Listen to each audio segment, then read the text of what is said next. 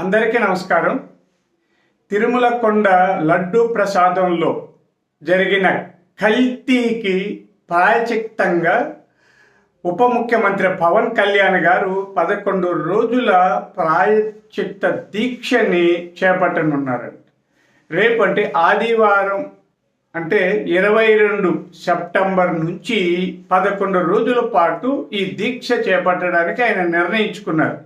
గుంటూరు జిల్లాలోని నంబూరులో ఉన్న శ్రీ దశావతార వెంకటేశ్వర స్వామి ఆలయంలో ఆయన ఈ దీక్షని చేపడతారండి. 11 రోజులు దీక్ష చేసిన అనంతరం ఆయన తిరుమల కొండకొచ్చి స్వామిని దర్శించుకొని ఆ ప్రాయశ్చిత్తం చేసుకుంటారు. ఇక్కడ చాలామంది అనుకుంటుంటారు ప్రాయశ్చిత్తం చేసుకుంటున్నారు అంటే ఏమని అర్థం అంటే, అయ్యా స్వామి, పవిత్రమైన అమృత తుల్యమైన మీ ప్రసాదంలో ఈ కల్తీలు జరిగాయి.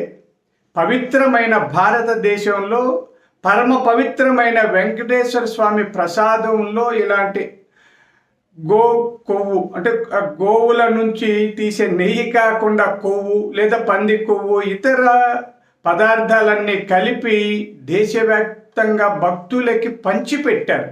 ఎవరు?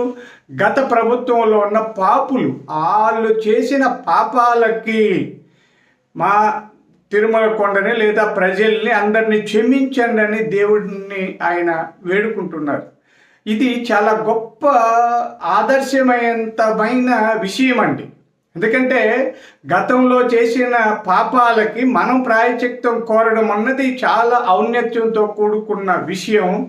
కాబట్టి పవన్ కళ్యాణ్ గారు చేపట్టబోతున్న దీక్ష సఫలం కావాలని, ఆయన 10 మందికి ఆదర్శం కావాలని కోరుకుంటున్నాం. ఇది ఇలా ఉండగా చంద్రబాబు నాయుడు గారు కూడా ఈరోజు చాలా స్పష్టంగా చేశారు. ఈ ద్రోహుల్ని ఎవరిని వదిలిపెట్టే ప్రశ్నే లేదన్నారు.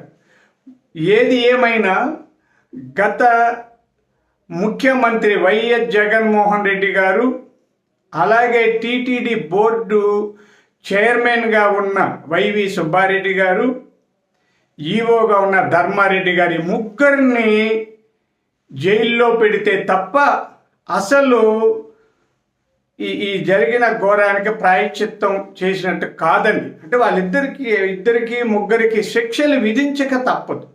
పాపం చేసిన వాడికి శిక్షించక తప్పదు.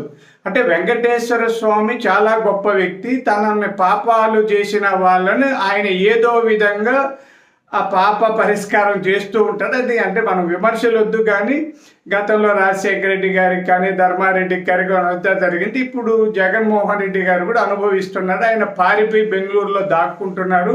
అందరూ పరారీలో ఉన్నారు. ఆ పాపాలన్నీ వాళ్ళు అనుభవిస్తున్నారు. అయితే చట్టబద్ధంగా వాళ్ళకు శిక్షలు వేయాల్సిన అవసరం ఉంది. చంద్రబాబు నాయుడు గారు ఆ విధంగా ముందుకు వెళ్తారని అందరూ ఆశిస్తున్నాం.